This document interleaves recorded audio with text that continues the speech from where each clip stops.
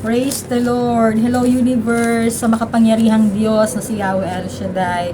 Sa pangalan po ng ating Panginoong Hesus at sa Banal na Espiritu Santo, binabati ko po ang bawat isa ng isang masaya, mapayapa, pinagpala at masaganang buhay po para sa bawat isa sa atin. This is Fabian at nandito po ako muli upang magbahagi ng kabutihan ng Diyos sa buhay ng bawat isa sa atin. Ang atin pong topic ngayon ay tungkol po sa puso ng pananampalataya. Bago po ako magsimula ay nais ko muna pong mag-alay ng isang pananalangin at hingiin po natin ang presensya ng ating pong Panginoong Jesucristo sa mga pagkakataon ito. Hallelujah! Ama naming Diyos na makapangyarihan sa lahat. Minsan pa lumalapit po kami sa mga pagkakataon na ito. Ikaw po ang Diyos na mabuti, ang banal na Diyos ni Isaac, ni Abraham at ni Jacob, Panginoon. Ang Diyos na hindi nagbabago na siyang nagmamahal sa bawat isa sa amin. Purihin at sambahin ka sa Espiritu at sa katotohanan. Nalalaman mo, Panginoon, ang laman ng aming puso't isip. Ikaw ang Diyos na nakasisiyasat ng aming buhay. Lihim man o hayag, Panginoon, ng aming nagawang pagkakasala ay hinihingi po namin ito ng kapatawaran sa iyo. Patawarin mo po kami, Panginoon, sa lahat ng aming nagawang pagkakasala at sa amin po mga pagkukulang. Pakalinisin mo po kami ng iyong banal na dugo na nabuo sa krus ng Kalbaryo upang hindi po kami maagaw ng kalaban. Patawad po, O Diyos, sa lahat po ng aming karumihan. Iharap mo sa amin, Panginoon, ang iyong nagliliwanag na mukha. Marapatin mo kami, O Diyos, sa biyaya at pagpapala at maratnan mo po ang bawat isa na nagtatapat sa iyo, O Diyos. Maraming salamat po sa dakilang kahabagan mo. Maraming salamat, Panginoon, sa pahiram na buhay sa mga pagkakataon na ito. Salamat po sa panibagong araw. Maraming salamat, Panginoon, na sa mga pagsubok na aming nararanasan na lagi pong may solusyon nagmumula sa iyo. Maraming salamat, Panginoon, sa karanasan namin sa buhay, sa mga biyaya at pagpapala, sa family na meron kami, sa mga anak na meron kami, sa trabahong meron kami, Panginoon, sa blessings na meron kami, Panginoon, at sa lahat po ng bagay na kaloob mo sa bawat isa sa amin. Ipinagpapasalamat po namin ito, Panginoon. Maging sa aming mga pinagdadaanan sa buhay na hindi man po namin, Panginoon, masamit. Ikaw po ang Diyos na nakasisiyasat ng aming puso't isip. Maraming salamat, Panginoon. At pagpalain mo, O Diyos, ang kapahayagan mo ito. Ikaw po ang Diyos na maluwalhati. Ikaw po ang Diyos na makita. Ikaw po ang Diyos na mangusap sa bawat isa sa amin. I-bless mo, Panginoon, ang lahat ng manunood at makakapakinig, Panginoon. Aabuti ng iyong tinig. Ikaw po ang Diyos na nakakaalam ng buhay ng bawat isa. Itago mo, Panginoon, ang iyong abang lingkod sa iyong likuran. Pahiran mo, Panginoon, ang aking labi, ang aking dila, Panginoon, ng iyong banal na langis at ang mga mamumutawi sa labi, Panginoon, ay yung mga buhay na salita na ikaw po, Panginoon, ang mangusap sa puso't isip at kaluluwa ng bawat isa. Hallelujah. Bigyan mo, Panginoon, ang iyong abang lingkod ng triple portion of anointing, Panginoon. And take over, Holy Spirit, sa mga pagkakataon na ito. Hinihingi ko po, Panginoon, ang katagumpayan, ang 100% ng katagumpayan na kapahayagan mo ngayon at sa mga susunod pang sandali, Panginoon. At ang kapahayagan mo ito ang maging kaaliwan sa buhay ng bawat isa sa amin. Dalangin ko po, Panginoon, na makalakad po kami sa katuwiran at ang liwanag mo, Panginoon, ang siya pong maging kaligtasan sa buhay ng bawat isa sa amin. Take over, Holy Spirit, and speak up, Jesus. Hallelujah. Maraming salamat po, Panginoon, sa pangalan ni Jesus. Amen. Praise the Lord. Maraming salamat, Lord God. At ang topic po natin ay tungkol po sa puso ng pananampalataya. Ang atin pong gospel ay hango po sa John 15:4-5. Ang sabi po dito, kayo'y manatili sa akin at ako'y sa inyo, gaya ng sanga na hindi makapagbunga sa kanyang sarili, maliban nakakabit sa puno. Gayon din naman kayo, maliban na kayo'y manatili sa akin. Ako ang puno ng ubas, kayo ang mga sanga.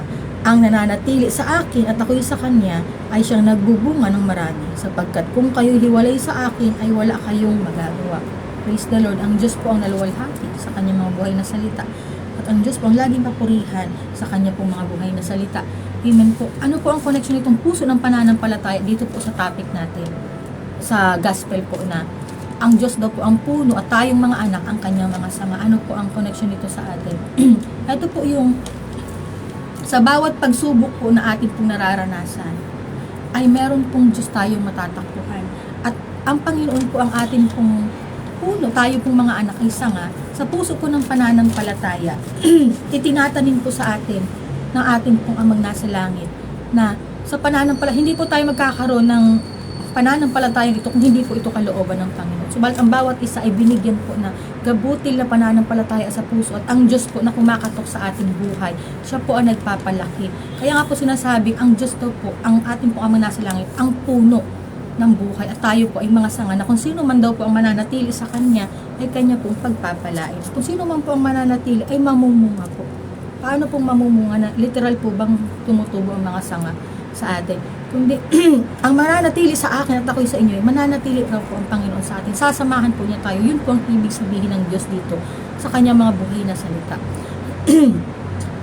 At siya po ang puno ng ubas, tayo po ang mga sanga.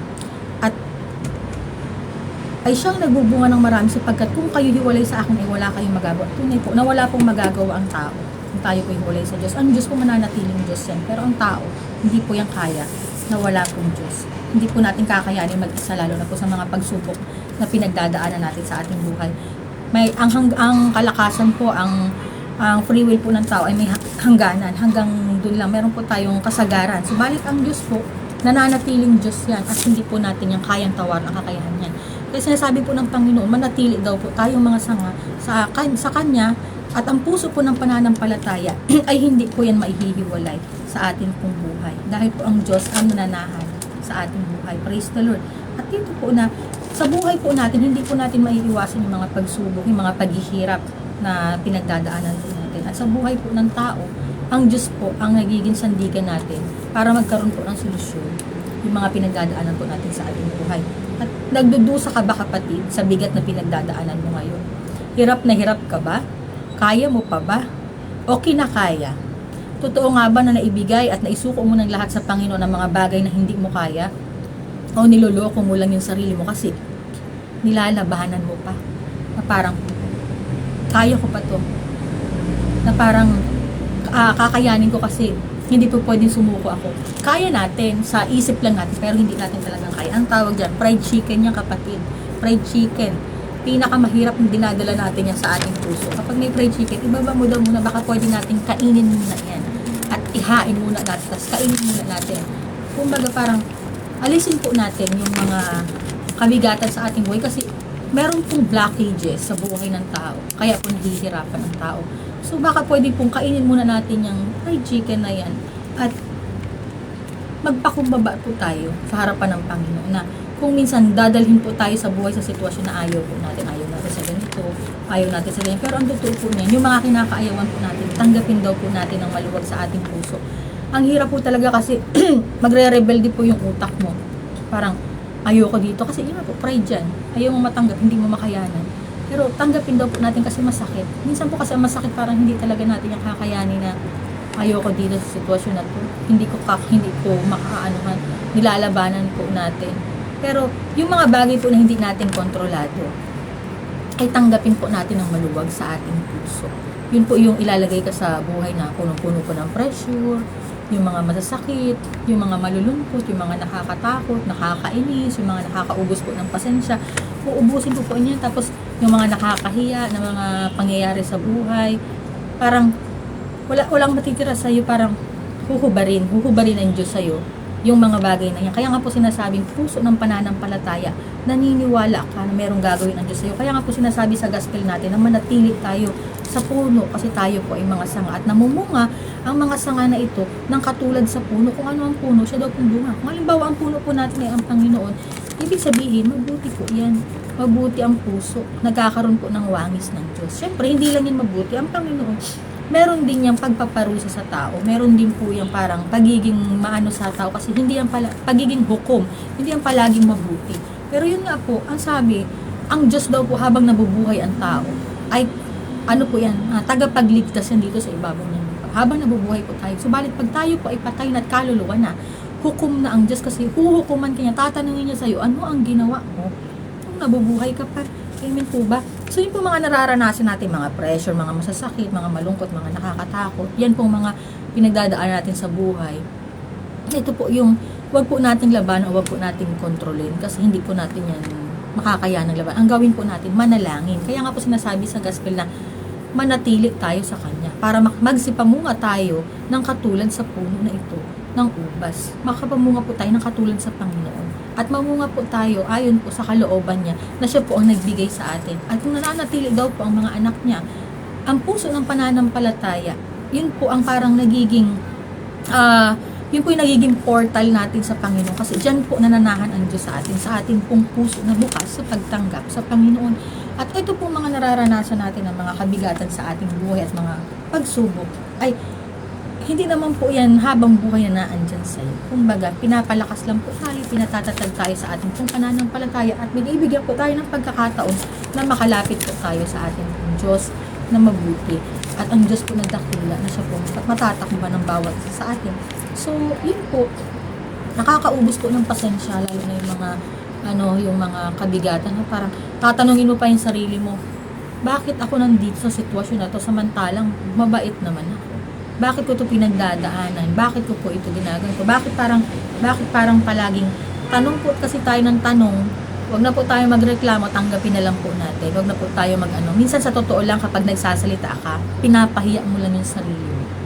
Kaya dapat po talaga tanggapin mo ng maluwag sa puso mo at manalangin ka.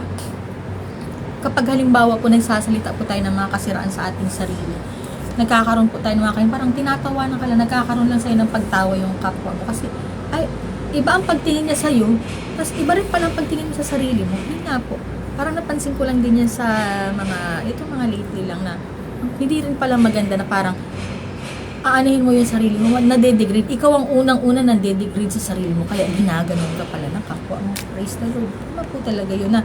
Yun nga po, dumadating po tayo sa mga ganyan, nakakaubos po ng pasensya, yung mga pressure po, yung mga masakit, yung mga pagsubok sa buhay natin, tapos magtatatanong pa tayo. Subalit, ang sabi po ng Panginoon sa kanyang salita, na manatili po tayo sa puno ng ubas, at tayo po yung mga sanga, mamumunga po tayo ng higit pa sa kalooban niya, na higit pa sa inaasahan natin kung nakaugnay po ang buhay natin sa Kanya. So, ang topic po natin dito ay puso po ng pananampalataya. At mabuti po ang Diyos na ating pinaglilingkuran. Ang hindi daw po magagawa ng tao ay magagawa po ng Diyos. Amen po. Wala pong imposible sa Panginoon. Praise the Lord. At meron po tayong tatlo dito sa pag-aaralan natin sa puso ng pananampalataya na tatlo po na magpapaliwanag po ng kabutihan ng Panginoon.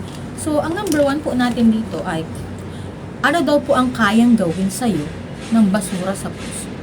Ano ba kayang gawin sa atin ng basura sa puso? Ito po yun, di ba dumadaan po tayo sa mga pressure, dumadaan po tayo sa mga pagsubok, dumadaan po tayo sa mga kabigatan sa buhay natin, tas kinokontrol natin kasi nagagalit po tayo. So, yung galit po na yan, pride yan, kinokontrol mo yung mga dapat na parang tinatanggap lang po natin, na dapat inuupuan natin, parang go with the flow ka lang, parang tanggapin mo lang. Siyempre, sabihin mo, ikaw na lang tumanggap niya kasi, ano ba yun, nasakit-sakit naman, tatanggapin mo pa yan. Praise the Lord. Ano po ba ang kayang gawin ito? Ano po ang kayang gawin ito sa ating puso, yung mga basura lang? Ano po pati yung mga basura na yan na iniinda-inda natin sa ating buhay? Bakit mo ikikip yan, basura sa puso? Kahapon po, habang nagsusulat po ako, meron na naman pong kalapati na lumilipad-lipad doon. And then, malayo po siya sa akin. Tapos, ang sabi ko po, nagpipray po ako. Sabi ko, Lord, ayokong magpahayag na may galit ako. Ayoko pong magpahayag na, sabi ko sa pinagdadaanan ko, ayoko pong magsalita dito ng mga buhay na salita. Kung may galit po ako sa puso, sabi ko, alisin mo to kasi ayoko po nito, nabibigatan ako. At doon po sa pagsabi ko ng ganun, doon po nagsimula na yun pala po dapat ang isusulat ko, kasi iniisip, sabi ko, ano ba dapat ang magiging kapahayagan, ano po ba dapat ang magiging topic, paano ko ba ito isusulat. So, ang Holy Spirit din po ang nagre-reveal ng dapat na isulat ko at maipahayag po dito. Siya rin po, ang Panginoon po ang nagbibigay ng dapat na sabihin dito sa mga pagkakataon nito. So, yun po, nung pagsabi ko po ng gano'n, naalisin yung galit sa puso, kasi galit na galit po ako na parang, minsan kasi syempre tao lang po tayo, tinitingnan ko po yung, bakit mo ako, Lord, nilagay sa ganitong sitwasyon? May tanong din po ako ng ganyan. Sabi ko, bakit po parang, ang bigat-bigat, parang hirap-hirap, pero wala po akong magawa, kundi kailangan ko po itong gawin, kailangan ko po itong para din po yan sa healing din po, kagalingan din po yan sa aking espiritu, na maipahayag ko po ang kabutihan ng Diyos at maging biyaya at pagpapala po, na gamitin ako ng Diyos para makapagpahayag po ng kanyang mga buhay na salita. So habang sinusulat ko po ito, sabi ko kay Lord na alisin niyo yung galit sa puso para hindi ako ganito. Kasi bakit mo ako pinapahintulutan makapagpahayag kung galit na galit pala ako? Bakit mo ako ginaganito? Sabi ko, bakit ano na lang po, bakit hindi na lang parang naging normal na lang din na katulad ng mga ano lang din yung mga ganyan na may mga pangarap lang din sa buhay. Tapos syempre hindi ko pa po gaanong maunawaan. So balit mabuti po ang Diyos sa akin pong pagsusulat. Lumapit po yung kalapate, tapos binuksan ko na po yung Bible, parang nag ano-ano lang po siya, nag-ikot-ikot, pero hindi po siya ganun kalapit sa akin. So yun po, nung sinabi ko po na alisin yung galit sa puso ko, doon na po siya sa akin lumapit. Doon na po siya lumapit sa akin na para na rin. Tapos bigla po akong pumikit at parang hindi ko po alam. Bigla parang inaantok po yung pakiramdam ko. Pagkamulat po ng mata ko, nandun na po siya sa may pahay ko. At yun nga po, saka po ako nag-take po ako ng photo noon. Yun po yung simula na magsusulat po ako sa may church po yun. So, ito po, dito sa ano natin, ano daw po ang kayang gawin sa atin ng basura sa puso? Ito po yung pinagdadaanan natin ngayon ng mga pagsubok sa buhay. Kaya po tayo dumadaan minsan sa kabigatan. Kasi meron po tayong dalag-dalag mabigat na ayaw po nating bitawan. Ang bigat po talaga kasi parang hirap naman po talaga kasi parang sobrang hindi ganun kadali, hindi instant. Pero sa tulong po ng Diyos, nagkakaroon po ng kagaanan. Hindi po natin yung kayang tao. Kaya nga sinasabi sa gospel na manatili tayo sa puno dahil tayo po yung mga sanga. Dahil hindi po natin kaya kapag hiwalay po tayo sa Kanya. Totoo po yan, hindi natin yung kakayanin. Kahit yung mga nagsasabi dyan na binago daw po siya ng ano kasi hindi daw po siya makakapasok. So, parang iniinsulto mo ang Diyos eh. Parang niloloko mo yung tapos ginagawa mo pang vlog na parang ang tawag dito, para makakuha ka lang ng validation ng ibang tao, ng bliss ng ibang tao. Parang, wag mong lokohin ang Panginoon sa harapan niya. Wag mong dayain yung sarili mo. Yun nga po, hindi natin yung magagawa. Kahit gustuhin natin, hindi natin yung magagawa ng solo lang natin. Nasabi, dapat gustuhin natin. Dapat kalooban din ng Panginoon. Gusto mo at kalooban ng Panginoon, naka-align ka sa Diyos para tuluyan na parang magtatagumpay ka sa ginagawa mo. Hindi yung sasabihin mo na parang sa sarili mo lang. Wag natin yung anuhin, kapatid. Yung sasabihin natin na sa sarili ko lang to kaya ako nakapagbago, gusto ko hindi. Kailangan natin ang Diyos palagi, hindi palaging solo mo lang. Kailangan mo ang Diyos kapatid. Kailangan mong lumapit sa Panginoon. Kailangan natin kahit nga gaano ka pa kasama. At yan nga, sa totoo lang yan pa yung ganong mga masasama. Yan ang pinipili ng Diyos. Yan ang pinipili ng Diyos, yung mga sobrang ano kasi binibigyan ng pagkakataon ng Panginoon na makalapit sa Kanya. Binibigyan ng Panginoon na malinis ang buhay ng bawat isa sa atin. At yan po yung mga paborito ng Panginoon tawagin, yung may mga lumang buhay. Bakit? Magiging kang buhay na patutuo sa kadakilaan ng Panginoon. Amen po ba? So, ano po ba ang kayang gawin sa atin ng basura sa puso? Saan tayo kayang dalahin yan? Sabi po dito sa Mateo 15, 18 to 19. Praise the Lord. Saan na yun?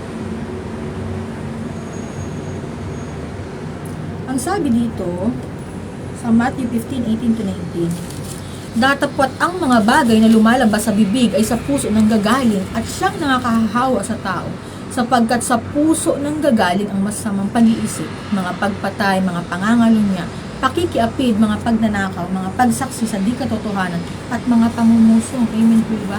Praise the Lord. Ang Diyos po naluwalhati sa kanyang mga buhay na salita. Ang mga bagay daw na lumalabas sa ating bibig, sa puso po ay nanggagaling. Ibig sabihin po, marumi pa ang puso natin. Kapag ganun pa po pala, ibig sabihin, tinamaan po ako dito sa salitang. Marumi pa daw po ang ating puso, kaya daw po, may mga lumalabas pa sa bibig natin na mga masasama at kinikip pa daw po natin. Kasi hindi daw po ganun kadali na magbabago ang tao. So, paunti-unti kang nililinis. At minsan, yun din po na ganun tayo makapagsalita. Masisiyasat po natin yan sa ating sarili. Kaya nga, mag-pray po tayo sa Panginoon na baguhin niyo po tayo yung character natin, yung attitude natin. Pinag-pray ko din naman yun. Sabi ko, karapat dapat po ba ako dyan? Na tinitingnan ko kapag nagninilay po ako. Sabi ko, karapat dapat po ba ako sa pagkakaano mo na magpapahayag na samantalang ganun po ako karumi, ganun po ang ano ko. Tapos, syempre ganun po ang pagsasalita ako, ganun ang ugali ko, ganun ako. Sabi ko, karapat dapat po ba ako? Sinisiyasat ko, ano po kaya Lord kung baguhin mo na lang din yung character tsaka yung ugali ko, baguhin mo na lang din. Paano po kaya yung nalalabas na, alam mo yung parang magpahulma daw po tayo sa Panginoon. So sa ganun pong sitwasyon, nagkakaroon po ako ng pagdinilay. Tinatanong ko po ang Diyos. Sabi ko, karapat dapat ba ako dyan sa panawagan mo sa akin na makapagpahayag ng mga buhay mong salita? Samantalang ganito po ako, ganito ang nakaraan ko. At marami naman po sa akin nakakakilala na ganun po ako. Subalit mabuti po ang Diyos. Kapag po ito na parang nagkakaroon po ako ng ayoko na Lord, parang tinatamad na ako. Sabi ko, kaya ko po bang panindigan yung ginagawa ko na ito na sinimulan ko, tapos hindi ko po tulungan mo ako kasi hindi ko po kayang mag-isa, hindi ko po ito alam na ginagawa ko. Subalit sabi ng Panginoon na paulit-ulit na wag daw po ako mag-alala kasi kasama ko daw po siya. At wag daw po ako mag-isip kasi ang sabi po ng Diyos na saan man daw po ako dalahin, kailangan ko pong salitain ang kanyang sasabihin. Kailangan ko pong makapagpahayag. So, eto po, marami po dyan na hindi po sa akin maniniwala o hindi po sa akin parang kasi kilala na ganun po ang buhay ko, na kilala na ganyan. Tapos wala pong nakikita sa akin na mga material na bagay, wala pong nakikita na maayos na buhay, parang tagumpay ka, wala po yun doon sa material na bagay, kundi ang katagumpayan po, yung nananatili kang nakatayo buhay at gusto mong magpasakop sa Diyos, buhay ka, malakas ka, nananatili ka sa katatayuan mo na gusto mong baguhin, lumalakad ka sa katwiran. So yun po, hindi po yan ang basihan natin, yung mga didistract ka lang ng mga ganyan para ilayo ka doon sa tunay na panawagan ng Diyos sa buhay mo. Amen po, baka nila parang sabi ko, parang nangihina po ako, Lord. So meron po ako napanood na video na parang nagbibigay po ng inspirasyon din sa akin. Sa buhay po ng bawat isa sa atin, nagiging inspirasyon po yan sa atin, lalo na kapag dating po sa Panginoon. Na parang tayo po yung napapasuko na.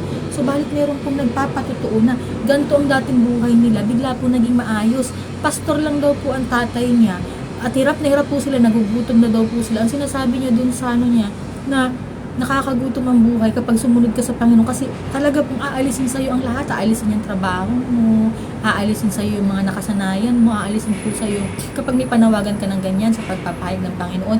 Kahit gaano ka pa po kayang aalisin niya po yan sa'yo lahat. Kasi ang gusto ng Panginoon, ako lang ang paglingkuran mo, sa akin ka maglingkod. Ibaba mo yung mga daladala mo at ako ang magpupuno. Para pong gano'n na aalisin niya talaga sa'yo lahat. Wala po dyan ititira. At yun nga po, yung life testimony po noon na anak daw po siya ng pastor na ganito daw po ang buhay nila, na mahirap lang noon, na nagugutom daw po sila, payat daw po sila, nakesyo, ganito daw po ang nakaka-motivate po yun. Parang mas doon po ako parang nakakakuha ng lakas na hindi ako pwedeng sumunod. Kasi nandito pala ako, nakadikit pala ako sa puno ng ubas, na ako po yung sanga, na kapag ka sinunod mo ang kalooban ng Panginoon, ang Diyos po ang maglalaan ng ating mga pangangailangan. Ang Diyos po ang magbibigay sa atin.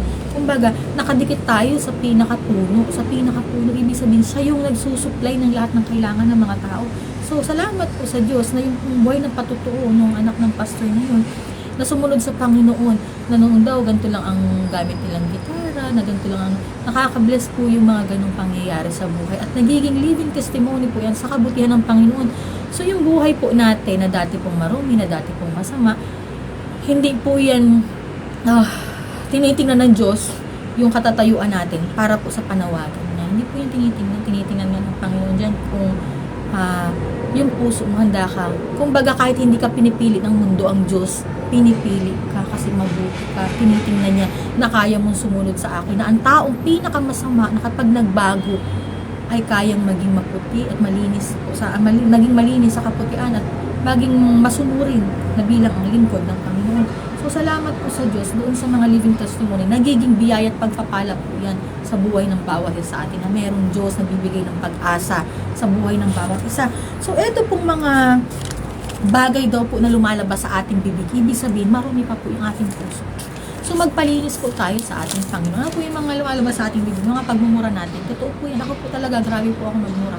Sobra po talaga ako kapag naiinis po ako, tapos sasabihin ko pa, ay mga buwisit na ito, mga ganyan po, mga salita. Subalit, nasisiyasat ko po yan nito kapag, kung ano po yung mga nararanasan ko sa buhay, na isi-share ko po dito. At ito pong sinasabi ko na ito, parang nagiging lesson din po sa akin. Parang ako po ang nagpapayo sa sarili ko na kailangan ko po palang baguhin to, kailangan ko itong ayusin. Kailangan kasi hindi ko po maintindihan, hindi ko na po ito pwedeng parang talikuran kasi panawagan po ito ng Diyos. Panawagan po ito ng Diyos. Kahit po dyan, wala dyan nanonood, wala nakikinig. Ito po, darating ang panahon, may mga tao din po na parang mamagnet dito sa video na to at makakapanood po at mahihipo ang puso na meron po palang ganyan tao. Praise the Lord. Ingatan po ng Panginoon ang mga buhay na patotoo na nilagay niya po sa aking puso. Ingatan ng Panginoon yung mga palatuntunan. Tulungan niya po ako kasi hindi ko po ito kaya mag-isa. So, yung mga lumalabas daw po sa ating bibig na mga Galing po yan sa puso natin na marumi. Sige, ilabas na natin ang ilabas ngayon. Hanggang sa tuluyan po natin. Ipalinis sa Diyos. Ipalinis natin sa Kanya ating puso, ang ating isip, ang ating buhay para po maging bagong tao tayo. Maging bagong nilalang. Hindi naman po ganun kadali na parang instant. Hindi po. Meron pa rin po ang tao na kahit po yan na nasa sa Diyos, may free will. Pero lagi po nating naririnig ang tinig ng Panginoon kapag nasa harapan po tayo ng Kanya. Kapag naglilingkod na po tayo sa Kanya. Hindi ka makakatalikod kapatid kapag nasa Panginoon ka na. Kahit anong gawin mo. Hindi ka makakatalikod kahit bumalik-balik ka kung saan ka, magbabackslide ka. Hindi. Hihilahin ka ng Diyos para bumalik ka sa paa niya. Maglingkod ka. Maglingkod ka. Biyaya ng Panginoon ng mga taong naglilingkod sa Diyos, iniingatan po yan ng Panginoon. Totoo po yan, iniingatan ka ng Panginoon. Sapagkat sa puso daw po nanggagaling ang masasamang pag-iisip, mga pagpatay, mga pangangalunya, pakikiapid, mga pagnanakaw, mga pagsaksi sa hindi katotohanan, mga pamumuso. Ito po yung mga maruruming gawa natin dito sa ibabaw ng lupa. Sa puso po yung nanggagaling. Mga kalokohan po natin. At kung makapagsalita po tayo, galing po yung sa maruming puso natin. So, ang Lord po ang naglilinis niyan. At sinasabi nga po dito, so number 1, ano daw po ang kayang gawin sa atin ng basura sa puso? Yung mga basura natin sa puso, kaya daw po tayo nitong patayin. Patayin kaagad. Nakakamatay daw po ang basura sa puso. Bakit? Kaya po tayo kasing bigyan nito ng malulubhang sakit. Malubhang karamdaman. Paano po nagkakaroon ng malubhang karamdaman? Siyempre, galit na galit ka. Ang dami mo mga naiisip na mga kasamaan sa buhay mo. Marami yung mga ginagawa mo. Ay, siyempre, may consequences ka diyang harapin. May tinatawag tayong karma. Kung ano ang ginawa mo, hindi nang babalik sa'yo. Hindi man yan ngayon sa panahon na ito, dadating sa mga susunod na panahon, mararanasan mo, aanihin mo. At minsan, itatawid pa yan dun sa mga anak mo kung anong ginawa mo. Kaya nakakatakot po. Ako po natatakot din ako sa mga ganyan. Sabi ko, sana huwag na maranasan ng mga anak ko. Lord, parang putulin mo na sa akin yung sumpa ng buhay sa mga karanasan. Kasi kung bagagaling po yan sa kanununuan natin, yung mga kasalanan na hindi nila naipagtagumpay sa biyaya ng Panginoon, kaya tumatawid ng tumatawid sa mga susunod na henerasyon, tumatawid ng tumatawid. Kaya kung tinawag tayo ng Diyos, ang Diyos po ang magpuputol ng sumpa. Ang Panginoong Hesukristo po ang magpuputol ng sumpa. So, putulin po natin sa atin. Kumbaga, magkaroon po ng pag-stop, merong stopper, tayo na po yun. So, ito po na nanggagaling sa buhay natin, sa puso natin ng mga karumihan. Ipalinis po natin yan sa Panginoon. At ang kayang gawin sa atin ng basura sa puso at ng mga kasalanan, ano po? Nakakamatay. At bakit ka mamamatay sa ganyan? Magkakaroon ka ng malubhang karamdaman. Sisingilin ka ng katawan mo. Yung mga kalokohan na ginagawa, sisingilin ka ng katawan mo yan. At ano pa? Nakakahiya. Puro mga kahiya na mararanasan mo. Puro mga kapahiyaan sa tao. Ay, nakakahiya itong tao nito. Hindi po yan kayang bayaran. Yung mga kahiya na yan. Wala yan. Hindi ka mapapalta na. Kasi ikaw yan. Yung dignidad mo yan. Hiyang-hiya ka na dyan sa sarili mo. Talagang ipapahiya po tayo ng buhay kapag ganyan yung mga ginagawa natin. Na yung basura natin sa puso, yan po yung nilalakaran natin. Kasi marumi, nagre-reflect po yan sa labas. Yung inner daw po natin, nagre-reflect daw po yan sa labas. So kung ano po yung nasa loob natin, yun din ang nasa labas na nakikita. Ano pa? Nakakapangit. Bakit nakakapangit? Marumi ang puso mo. Maganda ba yan kapag marumi ang puso? Nakakapangit po yan. Pero kapag ipinapalinis natin sa Panginoon, ang buhay natin, ang puso natin, nag-glow po ang itsura natin, nag-glow po ang katawan natin, ang balat natin, nagiging po tayong maayos. Nagiging po tayong parang nagiging po tayong blooming. Bakit po? Kasi nililinis, sinuhulman ng Diyos ang puso. Sa paanong parang ka nagiging blooming? Siyempre, nagkakaroon ng pag-ibig yung puso mo. At kapag nag-ibig ang tao, umiibig ka, parang kang biglang nagtra-transform. Bigla kang parang nagiging ibang tao, parang bagong tao ka na, parang iba na yung itsura mo, na nag-glow up ka na, nagpapaganda ka, kasi in love ka. Pero ang totoo, hindi ka in love dahil sa sarili mo, in love ka, nagmamahal ang puso mo, dahil yan sa Panginoon. Kasi pinapasok ng Diyos ang buhay mo, at ang Diyos ang nagbibigay ng pagmamahal sa puso mo, nagiging bukal, para maka-attract ka ng magagandang bagay sa buhay mo. Amen po ba? So, kapag marumi po ang ating puso, nakakasira po ito ng buhay. Kasi siyempre iba po ang naiisip natin. Marumi ang puso natin. Gusto natin mangalunya. Gusto natin mag-cheat sa asawa natin. Siyempre parang, ang sarap-sarap naman itong asawa nito. Kailangan makuha ko to. Kailangan siya ang maano ko. Kasi hindi naman malalaman ng asawa kung mag-cheat nila ako. Siyempre, ano po nangyayari dyan sa mga nakakasira ng buhay, nakakasira ng pamilya yung ginagawa mo, kapatid. Bakit? Kasi yun ang mga naiisip mo, pamilya ka na, binigyan ka na ng pamilya, binigyan ka na ng asawa. Hindi mo anuhin yung asawa mo na yun ang pagandahin mo, yun ang ayusin mo ang kalagayan, at kayong dalawa ang magsama ng maayos na pamumuhay. Pero sabihin mo, ay nasasawa na kasi ako, tumanda na lang kami ng ganito, kami ng dalawang magkasama. Kung baga, gusto ko ibang putahe naman, gusto ko iba naman. Nakakasira ng buhay, nakakasira ng pamilya. Sinira mo na yung pamilya mo, sinira mo pa yung mga anak mo, sinira mo kinabukasan ng mga anak mo. Ano pa? Yung mga pagpatay. papatayin ko itong lintik na to, sabi ng ganyan. Diba? Marumi yung puso natin. Kasi sasabihin, hindi ko to papayagan, hindi ako makapagiganti, papatayin ko to. So, kasalanan, yung kasalanan po natin, yun po ang nakakasira po yun ng buhay natin.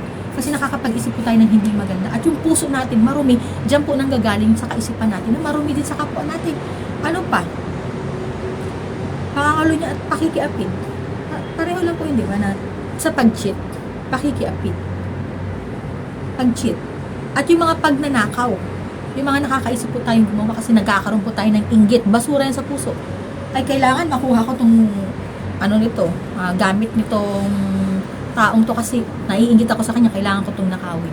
So, ibig sabihin, nagkakaroon po tayo ng mga ganong kaisipan. Pero hindi po lahat. Minsan po, sa karumihan natin, ginagamit po yung lumang buhay natin ng Panginoon para maging living testimony tayo sa darating na panahon. Kung papahintulutan natin pumasok siya sa ating buhay. Amen po ba? At yung mga pagsaksi daw po sa hindi katotohanan, ito po yung mga sinungaling na dila. Sanga-sanga ang dila mo. Magkapera ka lang. Ibebenta mo yung dangal mo, magkapera ka lang. Sanga-sanga na parang hindi ka nabubuhay sa katotohanan. Lulukuhin mo yung kapwa mo. Ito po yun. Malalim lang po yung pagkakasabi. Pero ito po yung mga parang pinag-compress lang na mga salita. Para po maunawaan po natin na ito po yung mga kasinungalingan sa buhay natin. Ang mga pagsaksi daw po sa hindi katotohanan. At yung mga pamumuso, yung mga pag-aaksaya po natin ng mga bagay-bagay sa ating buhay. Na parang wala nang bukas. Na parang pangsusumpa sa buhay na ikaw din ang gumagawa. Kaya, nagkakaroon ka ng sirang pamumuhay. Amen po ba? Ito po yung mga sumpa sa buhay natin, sa mga kasalanan na naranasan natin sa lumang panahon sa ating pong mga kanunumuan na tumatawid sa buhay natin ngayon. So, ito po na kung ano daw po yung lumalabas sa ating bibig, sa puso po yung nanggagaling, marumi ang puso natin. May mga galit po tayo sa puso. Meron tayong mga puot, may mga hinanakit tayo na hindi natin matanggap na ginaganyan tayo ng ating kapwa. So gusto po natin makaganti. Gusto po natin na makagawa tayo ng hindi din maganda. Parang tagumpay kapag nagantihan ko itong taong ito. Tagumpay na parang kailangan ko po itong magawa. So yun nga po, praise the Lord na ang sabi po dito, yung kaya daw pong gawin ng basura sa ating puso, yun pong mga nakakapangit daw po ito. At kaya po tayong bigyan ng malubhang karamdaman. Bakit po tayong kayang bigyan ng malubhang karamdaman? Kasi inaabuso mo yung sarili mo. Inaabuso mo sa mga ginagawa mong mga kalokohan, inaabuso mo sa bisyo, inaabuso mo siya sa mga mga pagsaksi sa hindi katotohanan, sa mga kasinungaling. Inaabuso po natin yung ating sarili. So, sumisikip po yung ating puso, hindi po kinakaya ng ating puso. Kaya minsan nagiging po tayong stroke. Nagkakaroon po tayo ng heart attack, kaya nagkakaroon po ng stroke. So, minsan, yun po mga ginagawa natin kalabisan sa ating buhay, nagkakaroon po yan ng pangit na balik sa ating pong pangangatawan. Praise the Lord. Yun po ang naniningil, sinisingil po tayo. Kaya, nasabing may karma, sisingilin ka ng katawan mo sa pang-aabuso mo sa sarili. Amen po ba? So, yun po, yung mga kayang gawin sa atin, ang basura sa ating puso. Subalit, kung ipapalinis po natin ito sa ating Panginoon, natatanggapin po natin ang ating Diyos na buhay, ng ating pong Panginoong Jesucristo, ay magkakaroon po tayo ng kaligtasan sa lahat po ng ating mga pagkakasala. At ibibigyan po tayo ng ating Diyos ng buhay na walang hanggan. Amen po ba?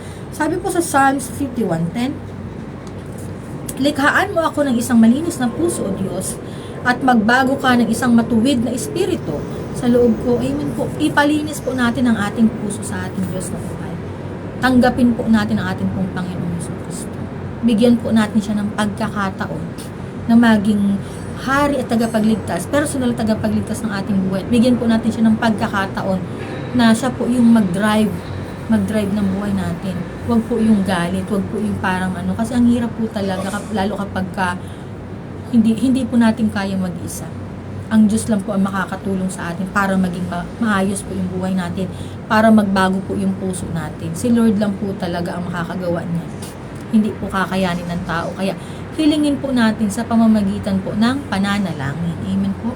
At sa number 2 po, paano daw po natin ma-overcome or mapagtatagumpayan po itong mga nangyayari sa atin para masabing meron po tayong puso ng pananampalataya. Paano po natin ma-overcome yung mga basura sa puso natin? Tingnan po natin sa Galatians 5:1. Ang sabi po, sa Galatians 5:1, Sa kalayaan ay pinalaya tayo ni Kristo, magsitibay nga kayo at huwag na kayong pasakop na muli sa pamatok ng pagkakaalipin. Ano daw po yun? Pag na-receive po natin ang kaligtasan na kaloob po ng ating pong Panginoong Hesukristo, huwag na po tayo magpasakop daw muli sa pamatok ng pagkakaalipin. Ano itong pagkakaalipin na ito? Alipin ka, nakabilanggo ka. Alipin po tayo ng sarili nating karumihan. Alipin po tayo ng sarili nating maruming puso. Alipin po tayo niyan. Na wag na daw po tayong bumalik doon sa lumang kalalagayan natin, sa lumang buhay natin. So kung ano yung mga pagsubok na pinagdadaanan natin, harapin po natin ng buong tapang. Minsan po kung ano yung kahinaan natin, doon po tayo sinusubok ng Diyos. Kung ano yung ayaw na ayaw natin, doon po tayo sinusubok. Kasi tinitingnan ng Panginoon kung kaya mo ba akong sundan, kung makakasunod ka ba sa akin, kung tama ba yung pananampalataya mo, kung totoo ba yan, matatag ba yan, ha? Magtitiwala ka ba sa akin na may gagawin ako sa'yo? Oo. Parang gagawin mo yung katulad ng ginagawa mo kapag nahihirapan ka na. Or parang lalakaran mo ulit yung sarili mo na ikaw lang, na parang magsasarili ka na naman ng landas mo na hindi mo ako kasama kasi nahihirapan ka. So yun po sinasabi, kapag pinalayo daw po tayo ng ating Panginoong Hesukristo at tinanggap po natin siya sa ating buhay at binigyan po tayo ng kaligtasan, wag na daw po tayong bumalik sa pagkakaalipin natin. Huwag mo nang balikan, kapatid, yung lumang buhay mo. Harapin mo na yan at lumakad ka sa katwiran, lumakad ka sa liwanag at magkaroon ng kaayusan. Yung buhay mo, nakasama mo ang ating pong Diyos. Amen po ba? So yan po ang mensahe dito, na ma-overcome po natin yan kapag nilakaran po natin ang katwiran. Paano po natin lalakaran yung katwiran na yan? Paano natin ma-overcome ito? Yung pagtanggap po natin sa Kanya ng maluwag po sa puso yung mga pinagdadaanan natin. Kasi ang pagsubok po sa mga naglilingkod, mabibigat po talaga. Susubukin po yung pananampalataya mo.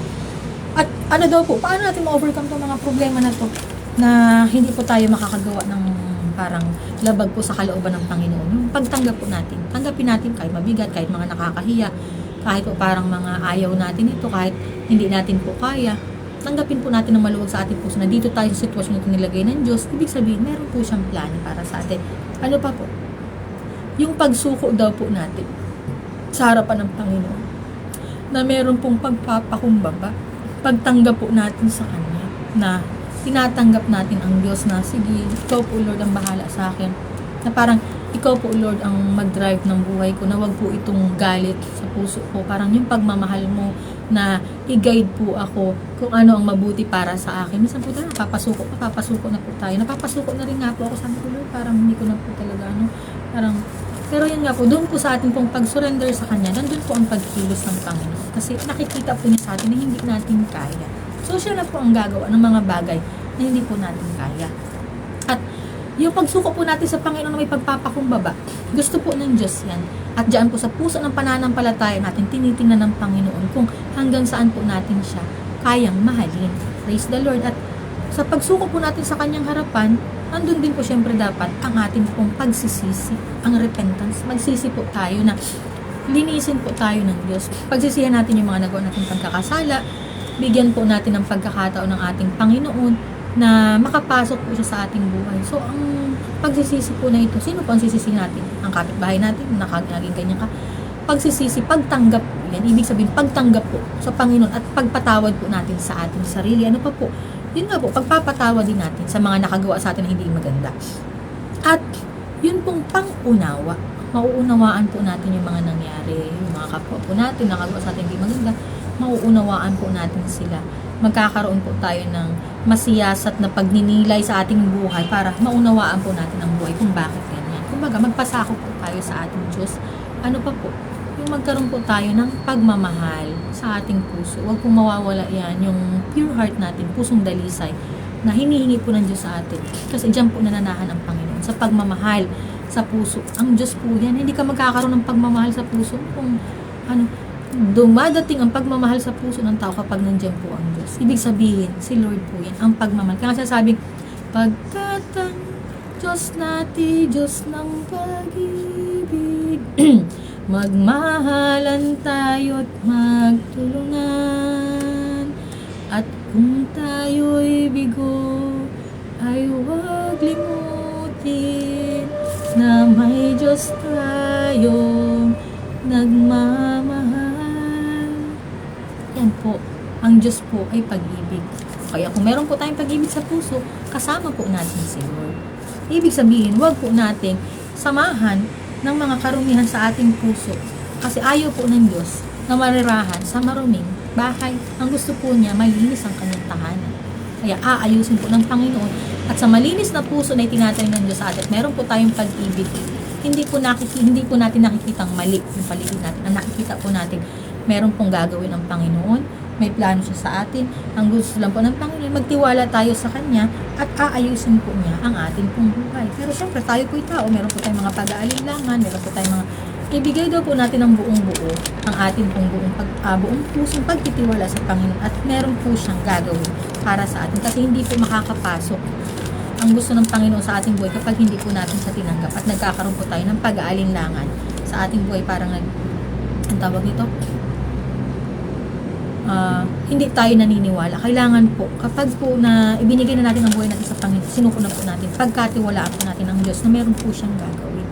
Alisin po natin sa puso natin yung mga pride, yung mga hiya na nahihiya ako dito, parang hindi ko kaya na parang syempre, tao lang po tayo, nagkakaroon po tayo ng ganung pakiramdam kasi ayaw po natin maging abusado, ayaw po natin maging pabigat sa kahit na katino. Pero yun nga po, meron pong pagkilos, meron po tayong panalangin na ang Diyos po ang kumikilos at ginagamit po niyang ibang tao para din po sa atin na pagpalain po tayo. Amen po ba? So, ma-overcome po natin ang lahat po ng mga karumihan natin, ang basura po sa ating puso para magkaroon po tayo ng may puso ng pananampalataya sa pagtanggap po natin sa ating Diyos na buhay. At sabi po sa John 1:12, datapot ang lahat ng sa kanya'y nagsitanggap ay pinagkalooban niya sila ng karapatang maging mga anak ng Diyos sa makatuwid bagay ang mga nagsisisampalataya sa kanyang pangalan. Amen po. Ang Panginoon daw po sa oras na tinanggap po natin siya, ay nagkakaroon po tayo ng karapatang maging anak ng Diyos. Anak na po tayo ng Diyos. Pwede na po tayo makapasok sa kaharian ng Panginoon kasi kilala na po natin ang Panginoong Jesucristo. At siya po, kapag lumakad po tayong kasama ang ating Panginoong Jesucristo, magkakaroon po tayo ng buhay na walang hanggan. Amen po ba? At sa number 3 po, ano daw po ang kayang gawin sa buhay natin ng puso ng pananampalataya? Siyempre, meron tayong pag-ibig at binigyan tayo ng puso ng pananampalataya ng Panginoon.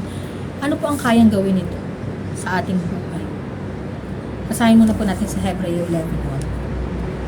Sabi po sa Hebreo 11:1, ngayon ang pananampalataya ay siyang kapanatagan sa mga bagay na hinihintay, ang katunayan ng mga bagay na hindi nakikita. Amen po. Ito pong puso ng pananampalataya at meron tayo nito. Naniniwala po tayo sa pamamagitan ng pananalangin na hindi po natin nakikita pero kumikilos ang Diyos. Kung baga nagtitiwala tayo. Yun nga po nasasabi ko sa may mga kapangyarihan dito sa ibabaw ng lupa, sa binigyan ng kanya-kanyang designation ng mga may negosyo, may mga malaking kumpanya, mayroong mga nasa politiko, naniniwala tayo pag narinig pa lang po natin ang pangalan nila. What more po dun sa pinagmumulan ng lahat ng bagay na may likha ng langit at lupa. Yun po ang pinakamahalaga na nagsisisampalataya daw po tayo doon sa hindi natin nakikita at naniniwala po tayo na meron siyang ginagawa na katunayan ng mga bagay na hindi daw po nakikita. Ano yung mga katunayan na hindi natin nakikita? Sa pananalangin po natin ang lahat nagsimula. Kaya meron po tayo nitong mga bagay-bagay na ito sa ating buhay. Kaya tayo merong damit, kaya tayo merong mga pagkain, kaya po meron tayong tahanan. Lahat po ay nagsimula lang sa panalangin. Kanino? Sa hindi mo nakikita, kapatid, di ba? Nagtiwala ka, nanalangin ka. Ibig sabihin, may Diyos na tumutulong sa atin. Amen po. Praise the Lord. At yun nga po, yan po ang kayang gawin sa atin ng puso ng pananampalataya. Dahil meron po tayong pananampalataya sa ating puso, ang Diyos po ang maglalaan. Dahil kahit hindi natin siya nakikita, nagbibigay po siya ng biyaya at pagpapala sa mga taong marunong maniwala at manampalataya sa Kanya. Amen po ba? Praise the Lord. At ano po ang kayang gawin ko sa ating buhay ng puso ng pananampalataya natin? Palalakasin daw po ang ating mga puso. Paano? Hindi ka na ating atakihin sa puso. Palalakasin ka.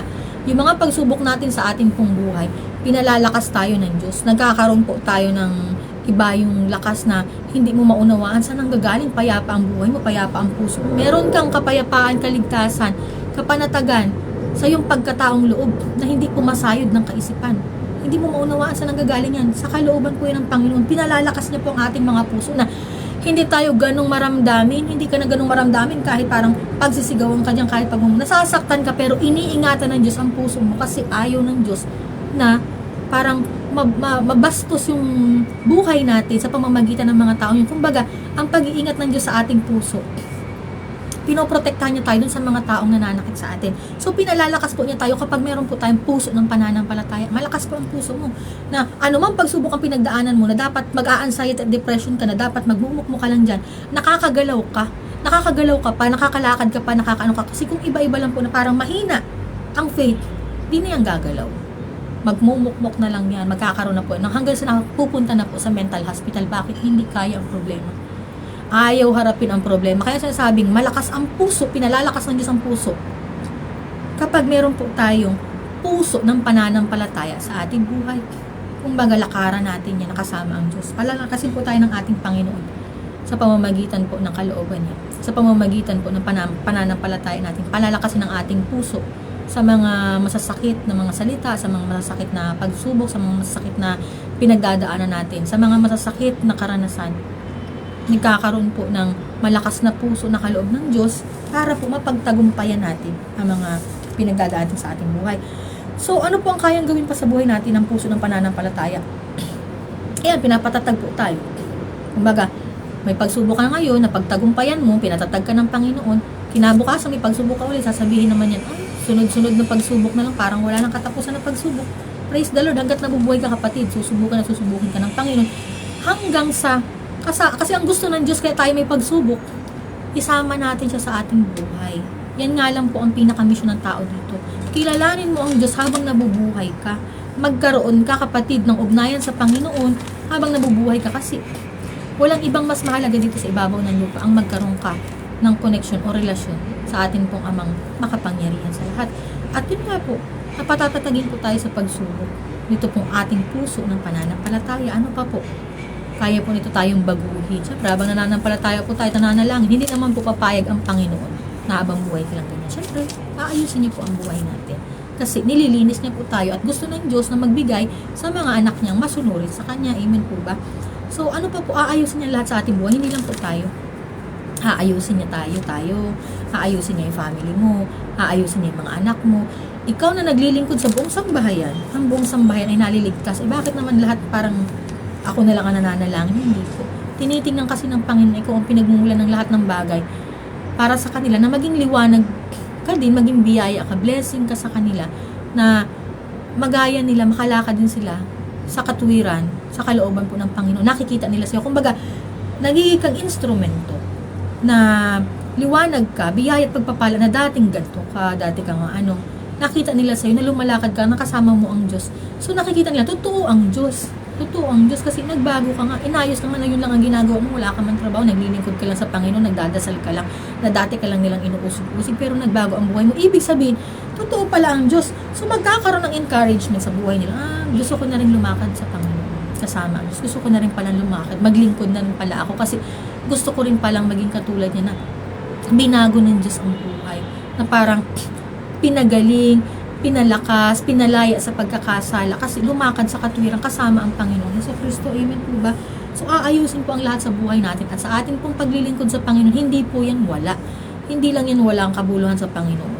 Sa ngayon lang po yan para nakikita natin wala. Pero habang lumalakad po tayo sa katuwiran at ang Diyos po ang kasama natin sa ating journey sa buhay, hindi papayag ang Diyos na aapihin ka ng mundo. Ang Diyos ay mabuti, ang Diyos ay mayaman, kaya po tayong ipagtagumpay. Pero mararanasan din tayo ng pagsubok ng Panginoon. Kasi yan po yung mga magiging buhay na patutuo natin, na maiingatan natin sa ating puso. Pero hindi naman tayo papabayaan ng Panginoon. Iingatan pa rin po tayo ng ating Diyos sa ating pong nilalakaran, at tinitingnan ng Panginoon kung hanggang saan ka maniniwala at magsasampalataya sa Kanya, kung hanggang saan po yung pananalig natin sa Kanya. Praise the Lord. At praise God. Ang sabi po dito sa Efeso 20-24, at inyong iwan tungkol sa paraan ng inyong pamumuhay na nakaraan ang dating pagkatao na sumama ng sumama ayon sa mga kahalayan ng pagdaraya. At kayo'y mga bago sa espiritu ng inyong pag-iisip, at kayo'y mga bihis ng bagong pagkatao na ayon sa Diyos ay nilalang sa katwiran at sa kabanalan ng katotohanan. Amen po. Bagong tao na daw po. Kapag nakipag-isa daw po tayo sa Panginoong Hesukristo, nagiging po tayong bagong tao. Nililinis po kasi tayo ng Diyos sa ating mga karumihan, at binibigyan po tayo ng kapanatagan, kapayapaan, kaayusan po sa ating buhay. Tayo muna po ang inaayos ng Panginoon. Inaayos muna po niyang ating puso, yung mga kaisipan po natin. Ibigay po natin sa ating Panginoon. Kasi Minsan po kahit naglilingkod na tayo, hindi po yan maiwasan na sobrang sama ng ugali mo, sobra ka pa rin magmura, sobra ka pa rin manigaw, sobra ka pa rin kasi kabahagi po yan ng buhay natin sa lumang pagkatao natin. Subalit kung ipapabago po natin sa ating Panginoon, bibigyan daw po tayo ng kayo'y magbago sa espiritu ng inyong pag-iisip. Parang bibigyan po tayo ng Diyos ng panibagong kaisipan. Paaayusin po niya ang lahat. Kumbaga, isusuko lang po natin sa Kanya. Huwag po nating kahian yung parang panalangin na, Lord, tulungan mo ako dito sa pag-iisip ko. Parang tama po ba itong nalalakaran ko? Tama ba itong mga pinagsasabi ko? Kasi tayo rin po makasisiyasat yan sa ating buhay. Ako po, pagka nagninilay po ako, parang kung ano po yung ginawa ko, kung ano po yung sinabi ko, bumabalik po yan sa akin. Totoo po yan. Kaya kung ayaw daw po natin na balikan tayo ng mga masasakit na mga ginawa natin. Ang lakas po kasi ng parang nag-bounce, parang yung bola, umubutol ka agad na bumalik sa'yo, na pinitikan ka, kung ano yung ginawa mo, kung ano sinabi mo, hindi, nakasakit ka pero mas masasaktan ka rin, kasi hindi pala maganda. Totoo po pala yun na parang, kung binabalikan ka ng sakit doon sa puso mo, at hindi mo rin yung kayang dalahin. So, ipalinis po natin yun sa ating Panginoon. Kaya, sa pagninilay ko po, ang sabi ko sa ating pong Diyos na buhay, sabi ko sa Kanya, Lord, tulungan mo ako kasi hindi ako karapat dapat dito sa pinagagawa mo. Marumi po ako, marumi ang puso ko, marumi ang isip ko. Sobra-sobra po ako magmura, saka po ako sobra-sobra po ako magsalita ng hindi maganda. Tulungan mo ako, baguhin mo ako, parang durugin niyo po ako kasi hindi ko po kaya na ganito, parang hindi ako karapat dapat sa harapan mo. Pero bakit mo ako parang binibigyan ng pagkakataon na makapagpahayag ng ganito? At kapag hindi ko po ito ginawa, malalagot po ako sa Diyos kasi kumbaga, bibiguin ko po ang Panginoon sa panawagan niya. Kaya ito po yung destinasyon na pinapagawa pala sa akin ng Panginoon. Dito po yung pinaka-mission ko na pinapagawa ng Diyos. Hindi po ko po ipinagmamalaki kung kasi wala naman po akong ipagmamalaki sa buhay ko. Wala po akong ipagmamalaki sa harapan ng Panginoon. At wala rin po akong kayang gawin doon sa mga tao po na gumawa sa akin ng mabuti, sa mga tao pong tumulong sa akin, nagbigay po sa akin ng kanilang mga pinaghirapan. Sabi ko, ang Diyos po ang magbalik kasi hindi ko po kaya ngayon na gumawa ng parang yung mga nagawa po nila sa akin, hindi ko po kayang palitan, hindi ko po kayang magyabang, wala po akong ibibigay. Sabi ko si Lord na kasi hindi ko po alam kung saan nakukuha, hindi ko po alam kung paano ko yung papalitan yung mga bagay na nagawa nila sa akin. Sabi ko, ang Diyos po ang magbabalik. Huwag po natin ipagmalaki na.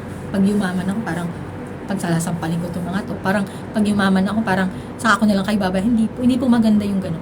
Parang ipagkatiwala po natin sa Panginoon. Kaya po tayo parang dumadating sa ganung sitwasyon na pinaparanas po sa atin yung sobrang pinadadapakin, parang ginagawa kang mga kahiya-hiya mo, ginagawa kang parang mukha kang kawawa, ginagawa kang mukhang pulubi, para matuto po tayo na makipagkapwa-tao. Tanggapin po natin yung bigay ng Panginoon, na wag po tayo parang nahihiya tayo, na parang pakiramdam po natin, abusado na po tayo. Hindi po. Kasi minsan, binibigay ng Panginoon sa ganung pamamaraan na meron pong pagpapakumbaba sa puso na pagtanggap, na bigyan din po natin ng pagkakataon yung ibang tao na makatulong daw po sa atin. Parang blessing din sila. Maramdaman po nila sa sarili nila na kaya din po nilang makatulong. Na hindi, yung parang kailangan din pala natin sila, na hindi po tayo nabubuhay sa sarili lang natin. Parang ganito po. Walang mai-offer sa yung kapitbahay mo sobrang hirap. Mayaman ka. Pero, butas yung short mo, gusto mong tahiin. Yung kapitbahay mo, merong ganun. Meron siyang pantahi. Ikaw, kahit kaya mong bumili, hindi ka naman makalakad dyan sa sitwasyon. So, kung gusto mo lang yung sulsihin mo yan. So, itong mahirap na ito, na parang pakiramdam niya, hindi mo siya kailangan, bigla ka ngayon lumapit sa kanya. Bigla kang lumapit na, pahiram, meron ka bang ganito? Masayang magbigay itong mahirap kasi pakiramdam niya kailangan niya siya. Totoo po pala yung pakiramdam na bigyan natin ng pagkakataon yung ibang tao na matulungan din po tayo at makapagbukas ng pintuan sa pagtulong para sa atin, para maging blessing sila at daluyan din po sila ng biyaya ng Panginoon, para kung ano man daw po yung pray nila, si Lord po mababalik. So sabi ko nga po, wala po akong kayang gawin. So yun po ang sabi ko sa Panginoon na Lord, hindi ko yung kayang palitan mga bagay na ginagawa nila. Ikaw na lang po ang magbigay. So nagkakaroon po tayo ng pagpapakumbaba sa harapan ng Diyos na pagtanggap sa sarili natin na hindi natin kaya. Si Lord ang bahalang magbalik sa kanila. Darating ang panahon, ibabalik ng Panginoon sa kanila yung mga kabutihang ginawa din po nila sa atin. At kung ano man po yung mga kabutihang ginawa natin noon, inaani po natin ngayon sa panahon ito. Kasi ang Diyos po ang mabuti na nagbibigay sa atin ng biyaya at pagpapala. Ang gagawin lang po natin, tanggapin natin ang buong puso. At wag po nating tanggihan, wag po nating Yung parang ano pa po tayo ng pride, kaya ko, hindi kita kailangan, parang hindi ko na yan kailangan, ano mo, hindi ko na yan, tulong mo na yan, parang itataas ko na lang tong pride ko, hindi ko na, ang tawag nito, hindi ko tatanggapin kasi baka magmukha akong maliit sa harapan. Hindi po pala. Tanggapin po natin ang kalooban ng Panginoon kasi doon po dumadaloy ang blessings ng Panginoon, doon po dumadaloy ang biyaya at pagpapala. At bigyan po natin ang ibang tao ng karapatan na makapagbigay sila kasi gusto po ng Panginoon yun sa kanila na daluyan sila ng blessing para sa iyo. Kahit sa maliliit na bagay, daluyan sila ng biyaya at pagpapala kasi kailangan mo din pala sila. Yun po ang natutunan ko. Praise the Lord. Salamat sa Panginoon na itong mga pinagsasabi ko ay parang lesson din po sa akin, parang payo po yan sa aking buhay. So, nagkakaroon din po ako ng healing sa mga sinasabi ko at maging biyaya at pagpapala ang tinig ng Panginoon na ito sa mga tao po na inaabot ng tinig or kung saan man makakarating. Praise the Lord. Alam ko po, naniniwala ako, maraming audience na nanonood. Kahit po sasabihin na wala dyang comment, wala po dyang like, wala po kahit na ano, marami po. Yung isa lang po ang camera niya. Luma pa po ang cellphone. Pero biyaya, marami pong nakikinig at nanonood dyan. Hipuin po ng Panginoon ang puso ng bawat isa at magkaroon po ng kaligtasan sa buhay ng bawat isa sa atin na maramdaman po natin ang liwanag ng Diyos na kaya pong magbago ng buhay ng tao. Hindi lang po yan sa material na bagay. Kaya kang baguhin ng Diyos ang puso mong malakas. Nakatayo ka sa kahit na anong pagsubok. Sa kahit anong hamon sa buhay, hindi ka magigiba. Binibigyan ka ng Panginoon ng karunungan at kaalaman kung paano mo tatayuan yung pagsubok na yan. Kaya huwag po natin sabihin, hindi ako karapat-dapat Lord. Hindi ako karapat-dapat dito. Kita niyo po nung tinanggap ko ang Panginoon, bigla po lumabas ito. Tinanggap ko siya. Nung hinarap ko po ang Panginoon, parang gusto sabihin ng Diyos po sa akin, harapin mo yung sarili mo. Tingnan mo yung sarili mo kung paano kita tinitingnan. So sabi ng Panginoon, mag-focus ka sa akin. Tumingin ka dito sa akin. Itutok mo ang pagtingin mo ang mata mo sa akin. At ako ang bahala sa iyo. Praise the Lord. Hindi po ako mawawala ng pag-asa kasi naniniwala po ako may gagawin ang Diyos. Hindi po, siguro hindi lang po ngayon, hindi pa sa mga, hindi ko po alam, pero hanggat nabubuhay po ako, hanggat hinahawakan ako ng Diyos, hanggat hindi niya po ako binibitawan, maging buhay na patutuo po yung aking lumang buhay, ingatan po ng Panginoon yung puso ko na nagdadala po ng mga buhay na patutuo na ginawa niya sa akin. At nagpapagamit po ako sa Panginoon hanggat kaya niya, hanggat gusto niya akong gamitin na maging biyaya at pagpapala, daluyan po ng biyaya at pagpapala para sa ibang tao. Gamitin po niya yung buhay ko. Itinatalaga ako po ng buong puso noon at hanggang ngayon, hanggang sa huling hininga ko po para sa Panginoon. Praise the Lord. Kaya maraming salamat po sa panawagan ng Diyos. Nung mga ano po na gagalit po ako, naiinis po talaga ako na parang ako na nang pinili ito. Bakit ako? Parang karapat-dapat ba? Marumi po ako, Lord. Hindi ako dapat mag-ano dyan kasi palamura po ako. Hindi ako dapat dito magsasalita ng ganito kasi wala sa akin maniniwala, wala sa akin, wala akong maaakay, wala ako. Hindi ko naman po kayo mga kapatid inaano na parang akayin ko po kayo kung saan-saan pang lugar. Wala naman po akong pagdadalahan. Wala rin po akong hihingiing pera sa bawat isa sa atin o sa inyo. Wala po akong ganung gagawin. Ang gusto ko lang po, ibahagi ko po ang kabutihan ng Panginoon na meron po tayong Diyos na nagbibigay po ng lakas, ng buhay, ng biyaya at pagpapala sa mga tao. Hindi lang po sa malaking bagay. Kahit mga maliliit na bagay, nandyan po ang Diyos. Lagi po yung nakaalalay sa atin. Meron po yung ipapadalang tao para tulungan ka. Meron po yung tao na ibibigay sa'yo para makaganap sa araw-araw na hindi ka nahihirapan. Kasi ang Diyos po, hindi po niya tayo hayaang mahirapan. Ayaw po ng Diyos na naghihirap ang mga anak niya sumusunod sa Kanya. Ang gusto po ng Panginoon, pumayapa po ang buhay ng bawat isa sa atin. Kasi nasabi po ng Panginoon sa Gospel, kung sino man daw po ang nananatili na nakakabit ang sanga sa puno ng ubas, ay siya po ang mamumunga nito. Ibig sabihin, hindi po tayo hayaan ng Panginoon. Hindi ko po alam kung saan po ako dadalahin ng Panginoon dito sa aking ginagawa, pero maging biyaya at pagpapala po para sa lahat na malaman po natin, meron pong Diyos na kaya pong magbago ng buhay ng tao.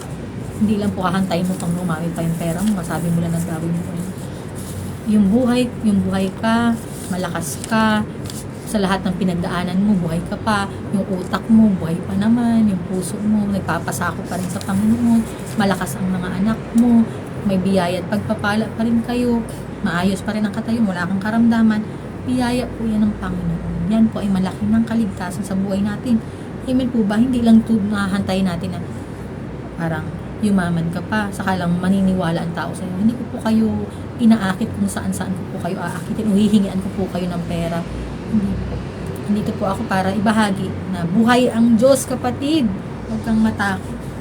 Lumaban ka pa, huwag mong sukuan ang pagsubok sa buhay kasi buhay ang Diyos. Kung natatakot po tayo, meron siyang gagawin. Meron pong butas na kayang ilusot sa atin ng Panginoon na parang corner ka na ng buhay. Meron siyang bubuksan na pintuan para sa atin sa mga opportunity natin. Meron mga taong gagamitin at meron pong pag-asa palagi na ituturo niya para sa atin. Mas makapangyarihan po ang Panginoon kaysa sa mga taong may kapangyarihan sa ibabaw ng lupa. Mas may kaya po siyang gawin kaysa sa wala tayong kakayahan sa mga mahihirap, wala tayong kakayahan. Ang kaya lang po natin gawin manalangin, yan ang pinakakayamanan mo, kapatid. Huwag mong maliitin niyang pananalig mo na yan. Kasi kaya niyang magpalipat ng bundok kapag sinabi mo. Praise the Lord. Totoo po yan. At ang Diyos po ang mabuti. Palagi. At hindi po sa milyones. Ang milyones parang nagpa-follow na lang yan. Biyaya na lang ng Panginoon kung ibibigay po niya sa atin yung buhay na gusto natin. Kundi ibinibigay ng Diyos sa ngayon pa lang yung puso natin na handang magpasakop sa Kanya. Ang puso may pananampalataya. Ibinibigay po ng Diyos sa bawat isa ang buhay po na ganap at kasiyasiya. Maayos po. Payapa. Maayos ang family. Ligtas ang mga anak. Kumakain ng family na maayos. Kumbaga, nabubuhay ka ng sapat sa pangangailangan mo, higit sa sapat sa pangangailangan mo, at nabubuhay kang payapa. Walang bagabag sa puso. Walang bagabag sa puso. Nakakaganap ka sa araw-araw. Yan po ang nabubuhay. Nakasama po ang Panginoon sa Kristo. Kaya, magpalinis po tayo palagi sa Panginoon. Tanggapin natin na kailangan po tayo magpabago sa Diyos. Baguhin niya po yung puso natin kasi hindi po natin makikita kung ano po yung nais ng Panginoon kapag hindi po tayo sumunod sa Kanya. Ito pong pinapagawa sa akin ni Lord na magaganito. Hindi ko po talaga ito hindi ko po alam kung paano ko gagawin. Hindi ako marunong magsasalita, hindi ako marunong magbibideo ng ganito, hindi ako marunong magsalita ng salita ng Diyos. Pero mabuti po talaga ang Panginoon na nangyayari na lang. Sabi ko lang po sa pray, samahan mo ako kasi kung tumawag sa akin, hindi ko alam kung paano gagawin ko. Pero biyaya po ng Panginoon. Kahit wala po sa akin maniwala, wala po sa akin makinig, wala po sa akin ang tawag ito, wala po sa tawanan man ako or parang i-distract ko hanggat nabubuhay po ako at hawak ako ng Diyos, naniniwala po ako hindi po ako kayang ibain sa akin po faith sa Panginoon. Kasi kasama ko po ang Panginoon. Hindi po magpapabaya ang Diyos na akin kung pinaglilingkuran. At mayaman po ang aking tatay sa kabila po ng lahat ng aking pinagdadaanan. Tinuturuan po niya ako. Pahabain yung pasensya ko. Tinuturuan po niya ako magkaroon ng pagkukontrol sa sarili ko sa mga bagay-bagay po na dati po kong nakasanayan. Tinuturuan po ako na marami pong binabago ang Diyos. Kumbaga, tatanggapin lang po natin siya. At sa oras po nang tinanggap ko po ito sa Panginoon, hinarap ko po ang sarili ko, hinarap po ang Diyos na lang din po ang bahala sa akin. Hindi ko rin po alam kung anong plano niya, pero naniniwala po ako hindi niya ako papabayan, hindi niya ako iiwanan sa ere. At alam po kung sasaluhin ako ng Panginoon sa mga pinagagawa ko po na ito kasi halos buong buhay ko sa Kanya lang nakaalay. Kung papansinin ko, kung titingnan ko, puro pagsunod po ang ginawa ko sa Panginoon. Ngayon pong palang mga yun ay parang inipon-ipon ng Diyos. At yun pong kabutihan ng mga itinanim, ang Diyos din po ang maglalaan, magbabalik. Kaya minsan kung mananalangin po ako, sabi ko, parang wala ka naman, Lord, ginawa sa akin. Parang lahat ng ginawa ko, kaya ako naging ganun, para sa kabutihan lang din nila. Yung parang, tinaniman ako ng puso. Nang parang, pag nakakakita ako ng mga ganito, parang awang-awa ako. Aawa po ako, parang gusto ko silang isave, gusto ko po ng ganito. Pero sabi ko, nalulunod ako, hindi ko ma-isave yung sarili ko. Parang, pag sa kanila, kaya ko silang parang, naging ganun ka, naging masama ka para sa kabutihan. At hindi po ako may gusto nun, kundi ang Diyos po ang nagpala.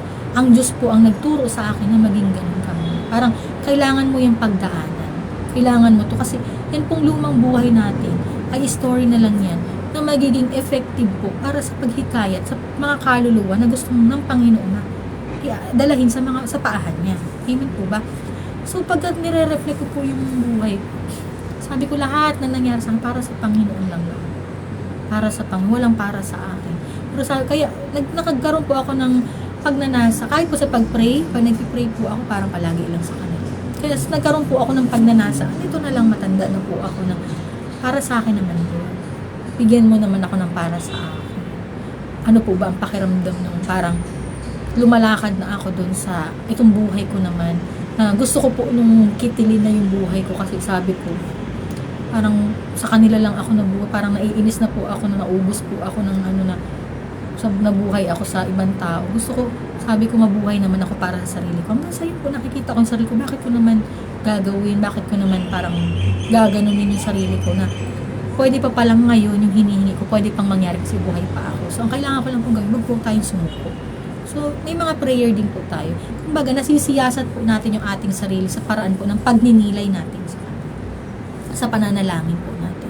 At hindi naman po nagpapabaya ang Panginoon. Ang gusto lang po ng Panginoon ay tanggapin po natin siya sa ating buhay. Tanggapin natin siya. Kaya tinanggap po ang Panginoon po natin. Sabi ko, Lord, hindi ko na kaya. Ikaw na po ang bahala. Suko na po talaga. Ako hindi ko na kayang malusutan pa yung mga nangyayari sa akin na nako-corner na po ako ng buhay. Pag kino-corner ka ng buhay, ibig sabihin, andun po ang pagsama ng Panginoon. Meron siyang mas magandang plano kaysa lang dun. Sa plano natin, wala na po talaga akong maisip. Ang naisip ko na lang po ito, magpahayag po ng mabuting balita. At kailangan ko po ito, nauubos lang po ang oras ko sa panalangin at sa paggawa po ng mga kapahayagan niya. Everyday, parang yung energy ko po na nandito po yung lahat ng kaanuhan ko, yung mga iniisip. Parang dito ko lang po talaga siya ibinubuhos para lang po maihain sa tao na kahit po walang nakikinig dyan, wala dyan nagko-comment sa akin, ang audience ko po ang Panginoon. At nakikita niya po ang aking puso na nagtatapat po ako sa Kanya na ingatan po niya ako palagi. Ingatan niya yung puso ko. Na kung ito po yung nagdadala, linisin niya. Yun po ang sabi ko sa Kanya, linisin mo. Kasi karapat dapat po ba ako sa'yo? Sabi ko sa Kanya na marumi ako. Karapat dapat ba ako sa harapan mo? Praise the Lord. Inaadya pa rin po ng Panginoon na makapagsalita po dito sa harapan ng camera. At yun na po. Ang sabi po dito sa John 13:20,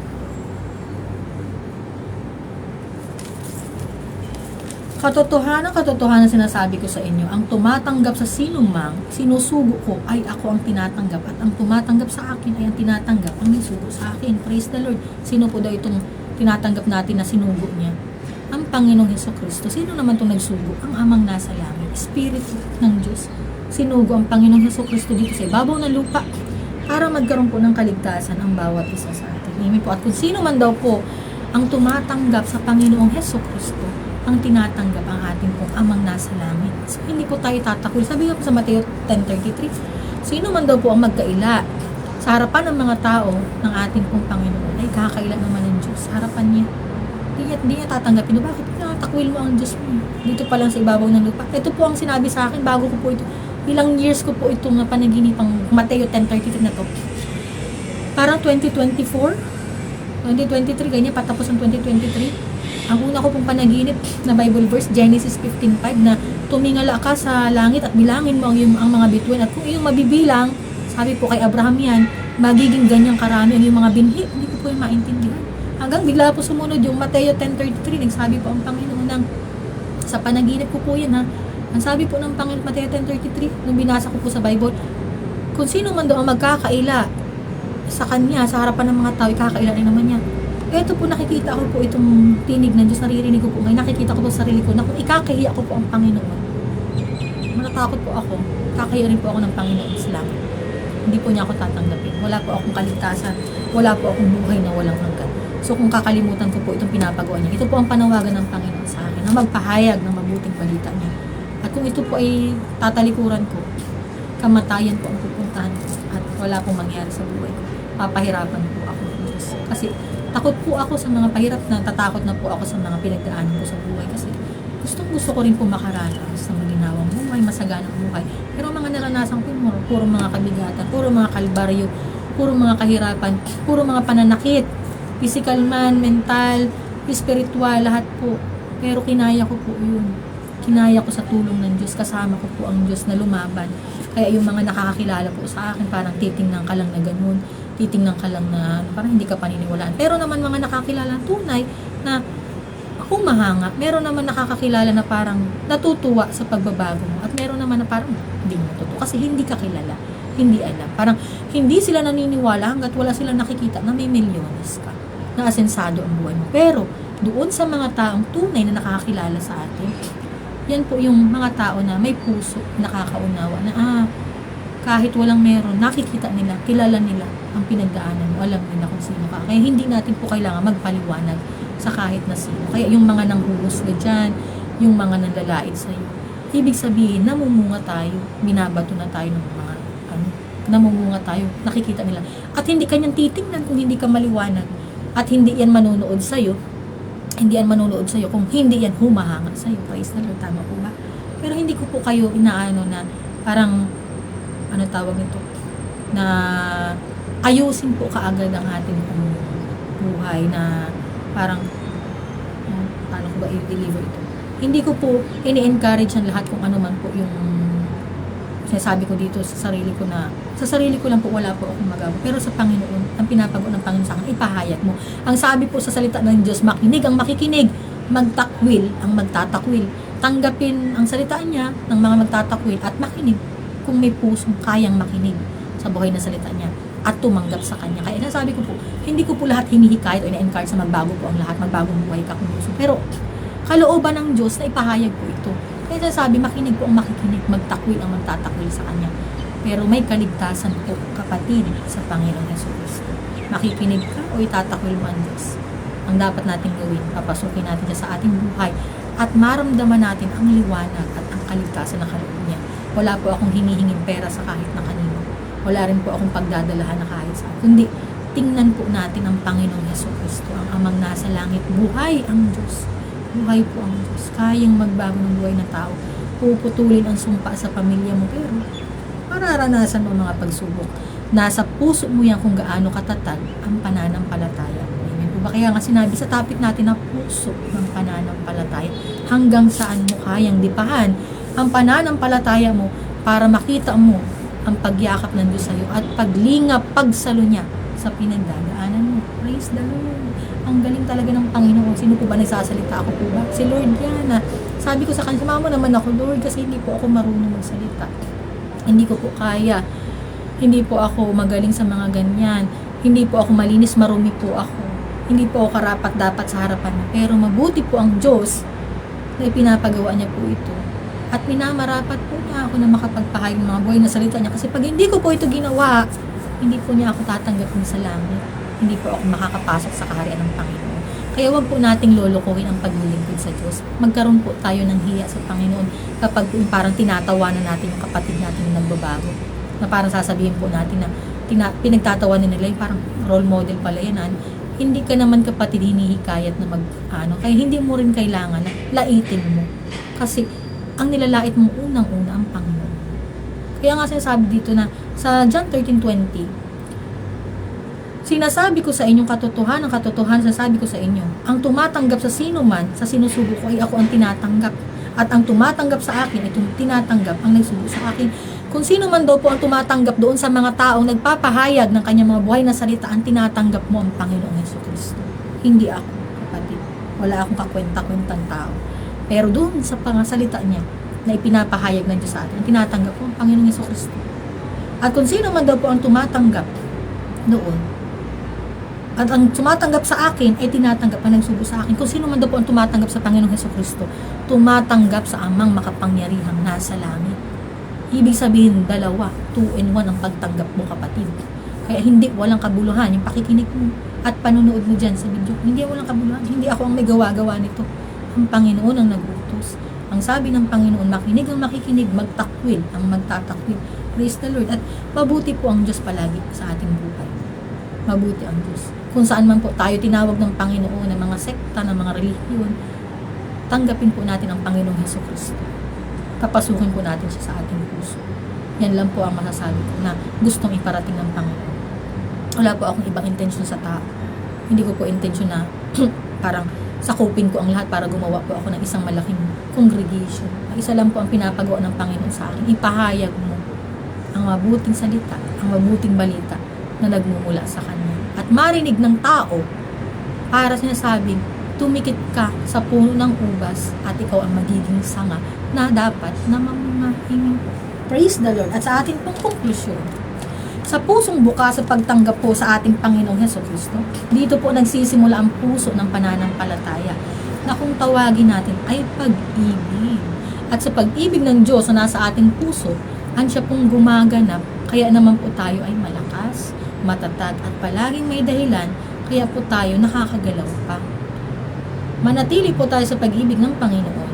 Lumakad po tayo sa katuwiran patungo sa ating layunin sa buhay, nakasama po ang ating Panginoong Jesucristo at tayo po ay Kanyang ipagtatagumpay. Amen.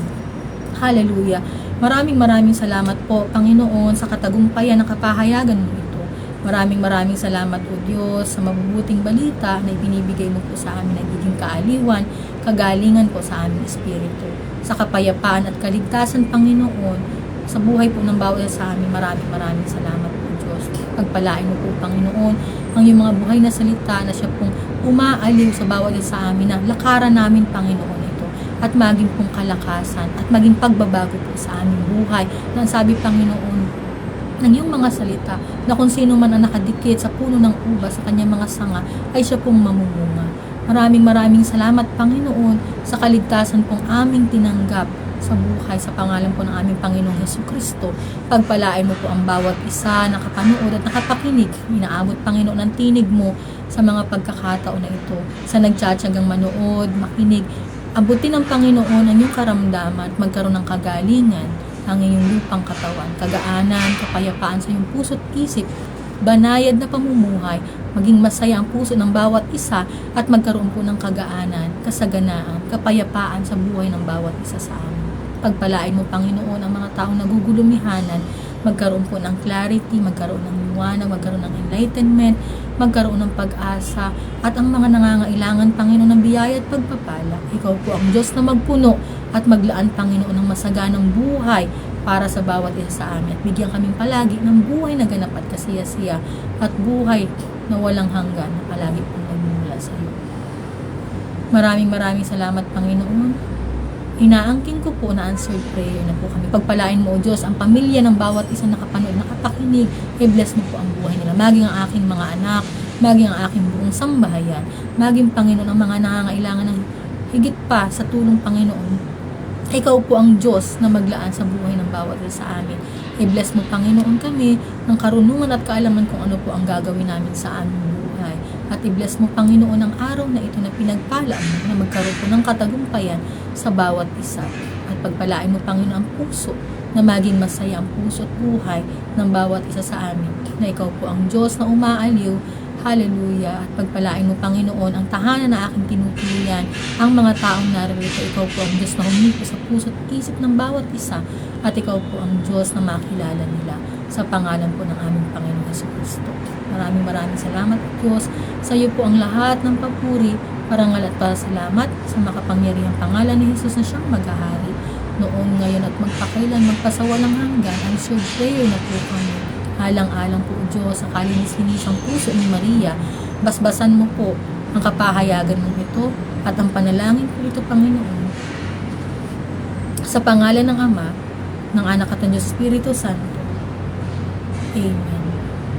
Praise the Lord. God bless you po sa lahat na nakapanood, nakapakinig, inabot po ng tinig ng Diyos. Maraming salamat po.